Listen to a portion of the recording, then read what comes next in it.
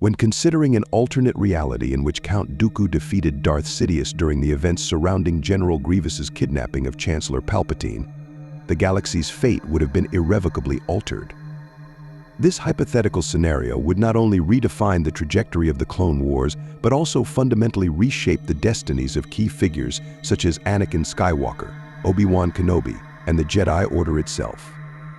In examining this possibility, we must delve into the motives, ambitions, and repercussions of Dooku's potential victory, as well as the vacuum left by Sidious's death. Count Dooku, also known as Darth Tyrannus, was a Sith Lord of extraordinary power and sophistication, second only to Sidious in his mastery of the dark side. A former Jedi, Dooku retained much of his aristocratic bearing and was deeply disillusioned with both the Jedi Order and the Republic. While loyal to Sidious's Sith teachings, Dooku harbored his own ambitions. As with many Sith apprentices, he sought the opportunity to overthrow his master and rule the galaxy as the Sith tradition dictated. Sidious, for all his cunning, had underestimated the potential of Dooku's pride and resentment to drive him toward treachery. In this scenario, Dooku recognizes the perfect storm of circumstances during Grievous's kidnapping of Palpatine over Coruscant. Sidious had positioned himself precariously, allowing himself to be captured. In a convoluted ploy to lure Anakin Skywalker into a confrontation where he could manipulate the young Jedi's emotions. However, Sidious's vulnerability, even if feigned, presented a golden opportunity for Dooku to strike. With Grievous serving as an unwitting pawn, Dooku could seize control of the situation, dispatch Sidious, and ascend as the new Dark Lord of the Sith. In this alternate timeline, Dooku successfully executes his plan. Utilizing his mastery of Makashi, the fencing form that prioritizes precision and elegance, he engages Sidious in a duel aboard the Invisible Hand. Sidious, taken off guard by Dooku's betrayal, is ultimately overcome by his apprentice's lethal combination of lightsaber skill and mastery of the Force. This victory does not come easily. Sidious, a Sith master of unparalleled cunning and power, pushes Dooku to his limits. The battle is fierce, and the ship suffers further damage during their confrontation, but in the end, Dooku delivers a decisive strike, ending Sidious's life. The immediate aftermath of Sidious's death creates a seismic shift in the galaxy. Dooku, now unburdened by his manipulative master, must quickly consolidate his power. As the architect of the Separatist Alliance, he already commands a formidable military force through the Confederacy of Independent Systems. However, his long-term success hinges on several key factors controlling Grievous, ensuring the loyalty of the Separatist Council, and navigating the Jedi Order's response to Palpatine's death. Dooku's relationship with General Grievous would likely undergo a significant transformation. Grievous, a fearsome cyborg warrior, was loyal to Dooku, but also bound by the overarching plan orchestrated by Sidious. With Sidious gone, Grievous's loyalty might falter, especially if he senses weakness or discord within Dooku's command. However, Dooku's commanding presence and manipulative prowess could persuade Grievous to remain an ally. Dooku would likely present Sidious's death as part of a greater strategy, framing it as a moment of triumph for the Separatist cause. With Grievous in line, Dooku could refocus the Separatist war machine toward total domination, rather than the careful balancing act Sidious had orchestrated to prolong the conflict. Meanwhile, the Jedi Order would face an unprecedented crisis. Palpatine's death at the hands of the Separatists would initially appear as a catastrophic loss for the Republic, plunging Coruscant into chaos. However, the Jedi might soon discover troubling inconsistencies. Sidious's death could expose fragments of his Sith identity, raising questions about his true intentions. Without the immediate threat of Order 66 hanging over them, the Jedi would have an opportunity to investigate the depths of Palpatine's duplicity. Dooku, aware of this danger, would need to act quickly to prevent the Jedi from unraveling the Sith's grand plan. One of Dooku's first moves as the new Dark Lord would be to exploit Anakin Skywalker's emotional instability. Dooku had long recognized Anakin's potential as a powerful asset. With Sidious gone, Anakin's descent into the dark side becomes more uncertain, but not impossible.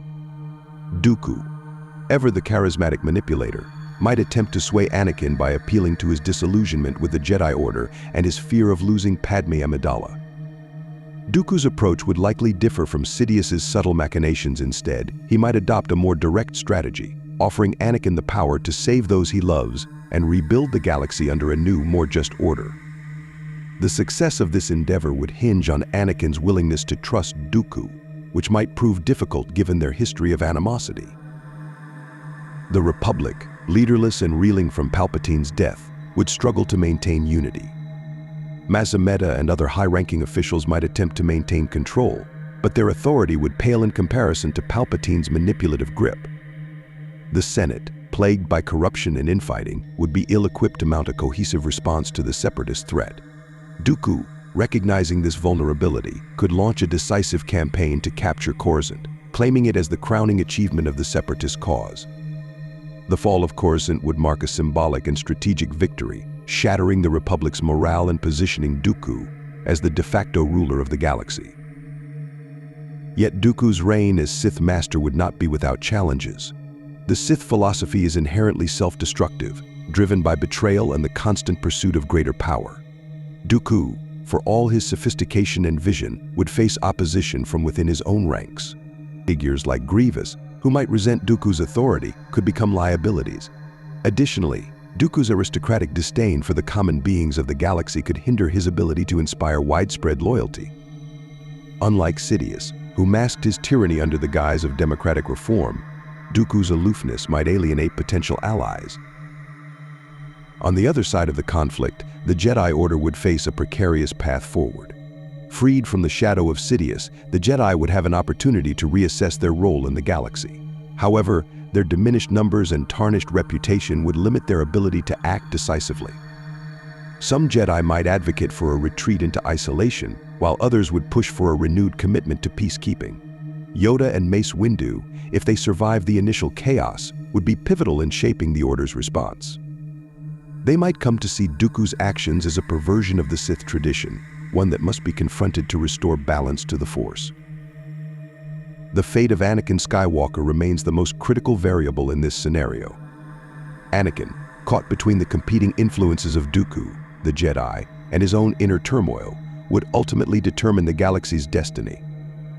If Dooku succeeded in turning Anakin to the dark side, the two might form a formidable Sith partnership, unleashing unparalleled destruction. Alternatively, if Anakin resisted Dooku's temptations, he could emerge as a unifying force for the fractured Republic and Jedi Order. In either case, Anakin's choices would echo across generations, shaping the galaxy's future. The death of Sidious at Dooku's hands also raises profound questions about the nature of the Sith. Sidious represented the culmination of millennia of Sith scheming, embodying their philosophy of manipulation and subversion. Dooku, while a powerful Sith in his own right, lacked Sidious's grand vision. His betrayal of his master, though in line with Sith tradition, might inadvertently undermine the Sith's long-term goals. Without Sidious's meticulous planning, the Sith's dominance might prove fleeting, undone by internal discord and external resistance. Ultimately, the galaxy under Count Dooku's rule would be a place of uncertainty and upheaval.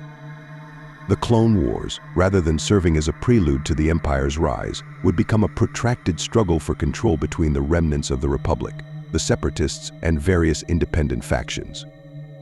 The Jedi, though diminished, would continue to play a crucial role in opposing the dark side. Anakin Skywalker's fate, whether as a Sith, Jedi, or something in between, would remain the linchpin of this alternate history. Count Dooku's victory over Darth Sidious represents a tantalizing what-if scenario that underscores the delicate balance of power and ambition in the Star Wars galaxy. By altering this single pivotal moment, the narrative unravels into a web of possibilities, each as compelling as it is uncertain. As the dark side and the light clash in this reimagined saga, the ultimate outcome would rest on the choices of individuals caught in the maelstrom of destiny. As the galaxy reels in the aftermath of Count Dooku's ascension, it becomes evident that the Sith's balance of power has shifted profoundly. Yet Dooku's reign as the new Dark Lord would be marked by the constant challenge of maintaining dominance over the fractured factions of the galaxy while navigating the inherent volatility of Sith ideology. The galaxy itself, thrown into disarray by Palpatine's death, would become a battleground not just for control but for the very future of the Force. Dooku, now liberated from the manipulative grip of Sidious, would aim to establish his own Sith empire, one reflective of his aristocratic ideals and his disdain for the Republic's decay. Unlike Sidious, whose plans relied on the exploitation of democracy, Dooku's approach would be more overtly authoritarian. His leadership of the Separatists already gave him a strong foundation, a coalition of disillusioned star systems, corporate titans, and droid armies. However, unifying these factions under his rule would prove far more difficult without Sidious's omnipresent influence guiding events from the shadows. One of Dooku's first priorities would be the fate of Coruscant. The Separatist assault during General Grievous's raid on the capital already demonstrated the vulnerability of the Republic's heart. In this timeline, Dooku might capitalize on the Republic's disarray, pushing for an all-out invasion of Coruscant. The fall of the galactic capital would serve as a symbolic and strategic victory, signaling the Republic's collapse. However, such a move would not be without its challenges. The Republic Navy, while weakened, would mount a fierce defense, and the Jedi, though scattered, would rally to protect the planet. The Jedi Order, without Sidious actively manipulating events to destroy them, would face a critical turning point. While their numbers had been diminished during the Clone Wars, the absence of Order 66 allows many Jedi to survive and regroup. However, the revelation of Palpatine's Sith identity, even if only partially uncovered, would force the Jedi to confront their own failures in sensing the dark side's influence. Dooku's survival as the new Sith Lord would further complicate matters, as he was a former Jedi, well acquainted with their tactics and weaknesses. His mastery of manipulation would pose a unique challenge to the Jedi, forcing them to rethink their strategies and alliances. For Dooku, controlling the narrative around Sidious's death would be crucial. Publicly, he might frame himself as the liberator of the galaxy, spinning a story of how he eliminated a corrupt and power-hungry leader Palpatine to pave the way for a new era of peace under the Separatists. This propaganda could resonate with war-weary star systems, convincing them to side with the Confederacy. However, the truth of his Sith allegiance would eventually surface, particularly among the Jedi, who would recognize the dark side's presence in his actions. Dooku's challenge would be maintaining his facade of legitimacy long enough to solidify his control over the galaxy. Anakin Skywalker's role in this timeline would remain as pivotal as ever.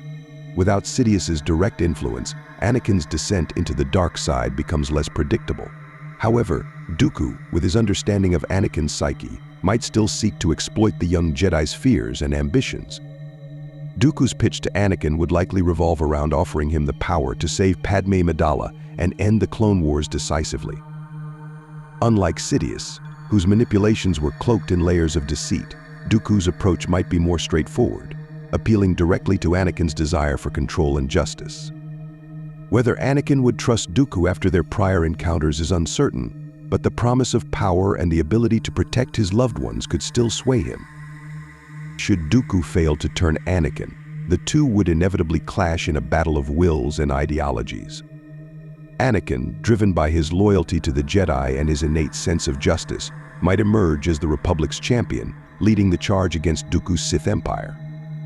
This confrontation would carry enormous weight, as both Dooku and Anakin represent opposing visions for the galaxy's future, one rooted in aristocratic dominance, the other in the chaotic but hopeful ideals of the Republic.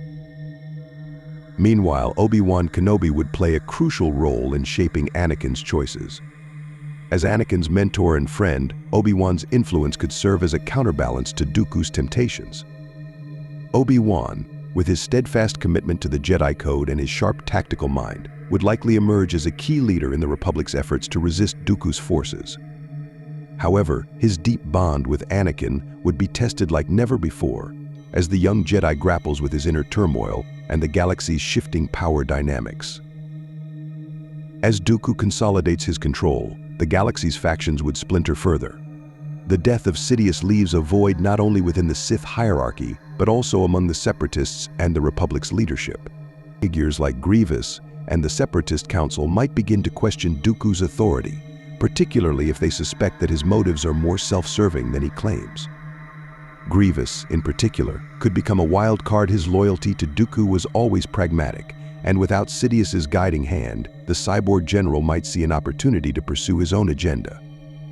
A potential schism within the Separatist ranks could weaken Dooku's position, creating opportunities for the Republic to strike back. The Republic, though weakened by the Clone Wars, would likely attempt to regroup under new leadership. Figures like Bail Organa and Mon Mothma might step into the power vacuum left by Palpatine's death, advocating for a return to democratic principles and a renewed focus on unity. However, the challenge of rebuilding the Republic while simultaneously waging war against Dooku's forces would stretch their resources to the breaking point. The Senate, plagued by years of corruption and infighting, would struggle to mount an effective resistance, forcing the Jedi to take on an even greater leadership role. Over time, the ideological battle between the light and dark sides of the Force would reach a fever pitch. Dooku, despite his cunning and power, would face the inherent instability of Sith rule. The Sith philosophy, rooted in betrayal and selfish ambition, would inevitably lead to challenges to his authority. Whether from within the Separatists or from a potential new Sith apprentice seeking to overthrow him, Dooku's reign would be marked by constant paranoia and the looming threat of treachery. On the other hand, the Jedi Order, though battered, would have an opportunity to rebuild and adapt.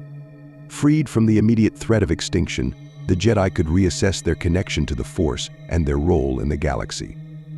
This period of reflection might lead to a reformation of their teachings, emphasizing greater flexibility and understanding of the Force's complexities. Figures like Yoda and Obi-Wan would play pivotal roles in guiding this evolution, ensuring that the Jedi emerge stronger and more resilient.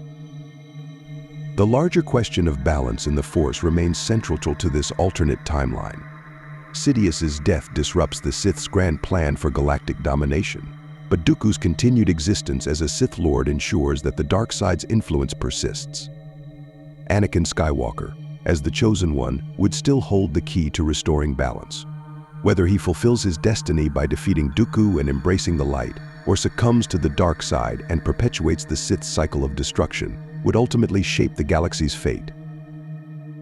In the end, the death of Sidious at Dooku's hands creates a galaxy poised on the edge of chaos. The Clone Wars, rather than concluding with the rise of the Empire, would continue as a fractured conflict, with multiple factions vying for control. The Jedi, the Republic, and the Separatists would all be forced to adapt to this new reality, navigating a landscape reshaped by betrayal and ambition. Dooku, for all his power and vision, would face the same challenges that plagued Sidious, maintaining control over an inherently unstable Sith legacy while contending with the relentless opposition of the light side. This alternate history, while divergent from the original Star Wars narrative, underscores the delicate interplay of power, destiny, and the enduring struggle between good and evil.